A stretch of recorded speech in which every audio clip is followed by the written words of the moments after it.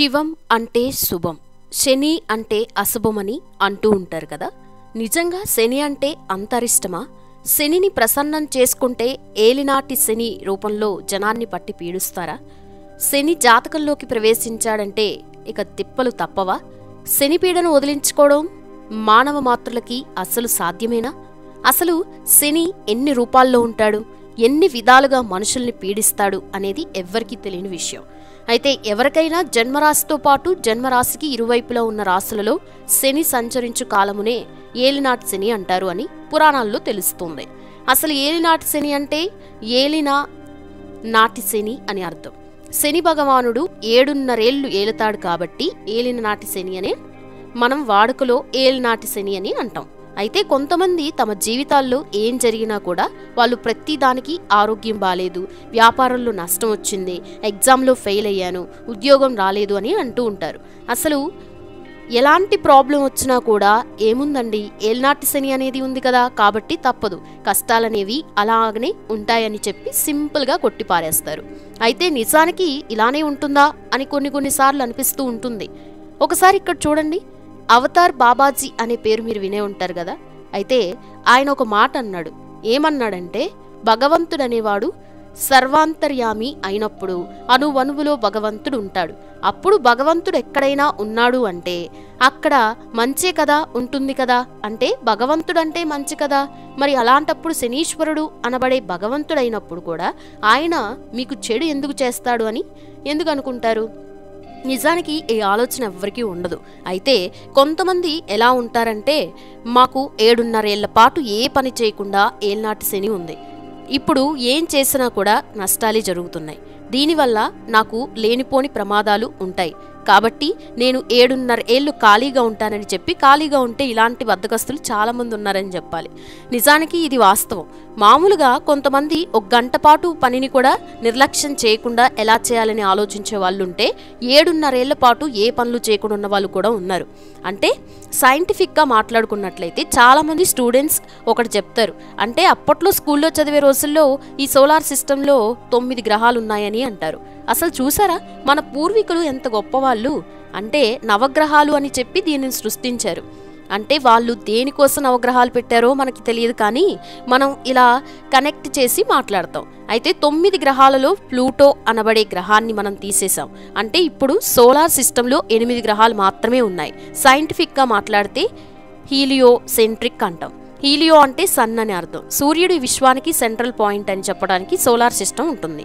అంటే ఏంటి, మనం చెప్తున్న ఈ నవగ్రహాలు అంటే ఆస్ట్రాలజీ ప్రకారం, జ్యోతిష్య శాస్త్రాల ప్రకారం జియోసెంట్రిక్. అయితే జియోసెంట్రిక్ అంటే ఏంటంటే యావత్ ప్రపంచానికి భూమే సెంట్రల్ పాయింట్ అని చెప్పే విధంగానే ఈ నవగ్రహాలు ఉంటాయి. మామూలుగా సూర్యుడు చంద్రుడు అంటాం. అయితే ఈ నవగ్రహాలలో సూర్య చంద్రుడు ఎలా ఉంటారు? సూర్యుడు నక్షత్రం అయితే చంద్రుడు ఒక ఉపగ్రహం కదా, మరి సూర్య చంద్రులు ఎలా గ్రహాలయ్యారు? కాబట్టి వీటి మధ్య తేడాలు మనం తెలుసుకోవాలి. చెప్పాలంటే బేసిక్స్లోనే మనం తప్పుగా అర్థం చేసుకున్నాం. అదేంటంటే సోలార్ సిస్టమ్ అనేది హీలియోసెంట్రిక్ అయితే మనం చెప్తున్న నవగ్రహాలేవి జియోసెంట్రిక్.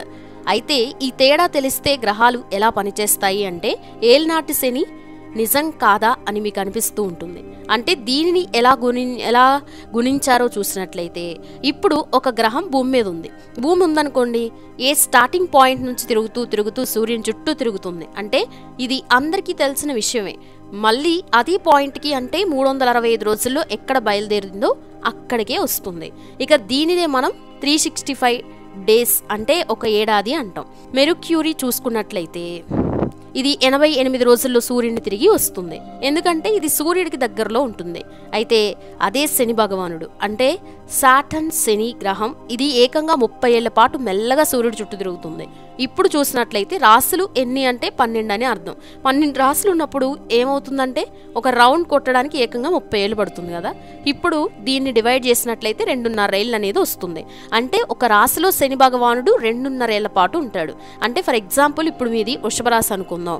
వృషభ రాశి అన్నప్పుడు మీకు ఇది ఎలా పనిచేస్తుంది అంటే, ముందు మీకు శనీశ్వరుడు మేషరాశిలోకి వస్తాడు. అంటే మేషరాశి అనేది మీ తల అని అనుకోండి, తర్వాత మీ దేహం అనేది వృషభ రాశి, తర్వాత మీ పాదాలు అనేది మిథున రాశి అని అనుకోండి. అంటే 3 భాగాలు, అంటే తల 2.5 ఏళ్ళు, బాడీ 2.5 ఏళ్ళు, మీ పాదాలు 2.5 ఏళ్ళు, అంటే మొత్తం ఎంతైంది? 7.5 ఏళ్ళు అయింది. అంటే దీని ప్రకారం కరెక్ట్గా గణించడం జరిగింది. అంటే మీకు ఒక రాశిలో 2.5 ఏళ్ళ తర్వాత రాశిలో 2.5 ఏళ్ళు, ఫైనల్గా 2.5 ఏళ్ళు. అంటే ఈ మధ్యలో ఉన్నప్పుడు శని ప్రభావం చాలా ఎక్కువగా ఉంటుంది. ఇక్కడ ప్రభావం అన్నప్పుడు చెడు అని అనుకోకండి, అసలు చెడు కాదు. ఎందుకంటే జవహర్ లాల్ నెహ్రూ భారతదేశం యొక్క ప్రధానమంత్రి అవ్వాలనుకున్నప్పుడు ఏలినాటి శని టైంలో ఆయన ప్రధానమంత్రి అయ్యాడు. ఇంకా చెప్పాలంటే నరేంద్ర మోదీ భారతదేశం యొక్క ప్రధానమంత్రి ఏలినాటి శని టైంలోనే అయ్యాడు. అలానే అమెరికా అధ్యక్షుడైన డొనాల్డ్ ట్రంప్ కూడా ఏలినాటి శని టైంలోనే అధ్యక్షుడయ్యాడు. అంటే భగవంతుడు అనేవాడు ఆ శనీశ్వరుడు. ఆ శనీశ్వరుడు ఏకంగా శివుని అంశం నుండి వచ్చినవాడు. మీకు ఆర్యుడు భారతదేశంలోకి వచ్చినప్పుడు ఒక వర్గం శివుడికి ఒక మహాశక్తిగా కొలిచారు. కానీ ఇంకొక వర్గం ఏం చేశారంటే, ఇతను దక్షిణ భారతదేశానికి సంబంధించిన దేవుడు నల్లనివాడు, శ్మశానాల్లో తిరుగుతూ ఉంటాడు, ఇతను ఒక భిక్షువు అని చెప్పి ఇతన్ని ఇలాగ శనీశ్వరుడు రూపంలో, యముడు రూపంలో కూడా వీళ్ళు చిత్రీకరించి ఇతన్ని రాశిలోకి వస్తే నానా యాతన పెడతాడని సృష్టించాడు. అసలు భగవంతుడు ఎందుకు ఇబ్బంది పెడతాడు? నిజానికి పెట్టడు కదా. ఇదంతా ఏంటంటే అంధవిశ్వాసాలు. భగవంతుడు అనేవాడు ఉన్నాడు అంటే ఖచ్చితంగా మనకి మంచే చేస్తాడు. కాబట్టి మీ హార్డ్ వర్క్ని మీరు నమ్ముకోండి, బలాన్ని నమ్మండి. ఎప్పుడైతే మీరు వీక్ అయిపోతారో అప్పుడు నమ్మడం మొదలు పెడతారు. అయితే ఇదే మాటని స్వామి వివేకానంద కూడా చెప్పారు. నువ్వు ఏ రోజు మానసికంగా బలహీనపడతావో ఆ రోజున వీటిని నమ్మడం మొదలు పెడతావు. ఏ దేవుడు నీకు ఎటువంటి అపకారం ఎప్పుడు కూడా చేయడనమాట. అలాంటప్పుడు నీకు నీ దేవుడి మీద ఉన్న విశ్వాసం తగ్గదు. అలాగే పూజలు చేస్తున్నావు, గుడికి వెళ్తున్నావు, ఫలానా పని కావాలి, ఫలానా పని అవ్వాలి కాబట్టి ఇన్ని రోజులు వ్రతం చేస్తావు, ఇంతే అంటున్నావు తప్ప నీకు నమ్మకం లేదు. అదే నమ్మకం ఉందనుకోండి, ఈ శనీశ్వరుడు అనేవాడు ఆ శివుడి రూపమే. ఆ శివుని నమ్మినప్పుడు ఎటువంటి అపకారం జరగదు. ధైర్యంగా పనులు చేయాలనుకున్నప్పుడు ఇలాంటివి ఏవి కూడా మిమ్మల్ని ఏ విధంగానూ కూడా ఇంపాక్ట్ చేయవు. కాబట్టి ఇది మాత్రం 100% నిజం. ఎందుకంటే ఇవాళ నరేంద్ర మోదీ ఇండియా తరతరాలని మారుస్తున్నాడు. అలాంటి వ్యక్తి ఏలినాటి శని టైంలోనే ఇండియాకి ప్రధానమంత్రి అయ్యాడు. కాబట్టి ఏ దేవుణ్ణి చూసి భయపడద్దు. నిజానికి మన శాస్త్రాలలో అలాంటి కాన్సెప్ట్ లేదు. కాబట్టి 7.5 ఏళ్ళు ఏదో జరుగుతుంది, శనీశ్వరుడు మా మీద దండయాత్ర చేస్తాడు, మమ్మల్ని నానయాత్ర పెడతాడు అంటే మీకు దేవుడి మీద నమ్మకం లేదని అర్థం. అంటే ఆ దేవుడి మీద మీరు చేస్తున్న పూజలు అనేవి కూడా ఉత్తుత్తివే అని చెప్పాలి. నిజంగా మీరు నమ్మి చేయడం లేదని క్లియర్గా అర్థమవుతుంది. అంటే మీకు శనీశ్వరుడు ప్రతి ఒక్క అడుగు మిమ్మల్ని గమనిస్తాడు అంటే మిమ్మల్ని అలర్ట్ చేస్తాడని అర్థం. సమస్యల నుంచి బయటపడేస్తాడు. ఒకవేళ మీరు ఒక వ్యాపారం ఎలా చేయాలో అనే విషయంని కూడా అతను గమనిస్తూ ఉంటాడు. అంటే మీరు తప్పు చేశారా, మీకు శిక్ష పడుతుంది. లేదు మీరు గొప్పగా చేశారా, మీకు కావాల్సిన లాభాలు ఆ శనీశ్వరుడు కలిగిస్తాడు. కాబట్టి ఈ శని విషయంలో ఎలాంటి భ్రమలో పడకండి. మీకు ఏలినాటి శని అంటేనే ఇది చాలా అపకారం అని చెప్పి పనులు మానేసి ఇళ్లల్లో కూర్చొని జీవితం టైంను వేస్ట్ చేసుకోకండి. మీరు ఒక మంచి జ్యోతిష్కుడి దగ్గరికి వెళ్ళినప్పుడే అతను మీకు కరెక్ట్ సొల్యూషన్ ఇస్తాడు. ఇవాళ ఏవేవో మాట్లాడి ఇలా మిమ్మల్ని భయపెట్టేసి పరిహారం అని చెప్పి పూజలు అని చెప్పి మీ దగ్గర డబ్బులు దుండుకోవడానికి తప్ప ఏముండదు. అక్కడ డబ్బులు తీసుకోవడానికి ఎంతో మంది ఇలాంటివన్నీ మాట్లాడతారు. ఆ భగవంతుడు ఎవ్వరికి ఎప్పుడు ఎలాంటి అపకారం చేయడు, మంచి చేసేవాడు మాత్రమే దేవుడు అనేది గొప్ప గొప్ప జ్యోతిష్ శాస్త్రంలో కూడా ఉంటుంది. ఎంతో మంది జ్యోతిష్యులు ఉన్నారు అంటే ఎప్పుడు కూడా డబ్బు కోసం మేము జ్యోతిష్యం చెప్పమండి అంటారు. ఒకటే గుర్తుపెట్టుకోండి, ఒక వైద్యుడు డబ్బు కోసమే మీకు ఒక రోగిని చూస్తున్నాడు అనుకోండి, ఆ వైద్యుడు మంచివాడు కాదు అని అర్థం. అలాగే శాస్త్రాలు చదివినవాడు డబ్బు కోసం జ్యోతిష్యం చెబుతాడంటే అది కూడా కరెక్ట్ కాదండి.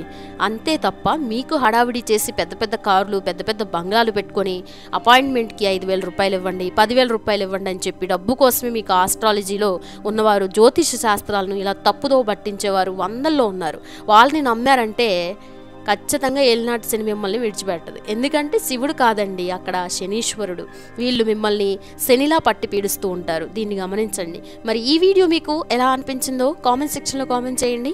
అలాగే మీలో ఎంతమంది ఇవన్నీ నమ్ముతారు కూడా చెప్పండి.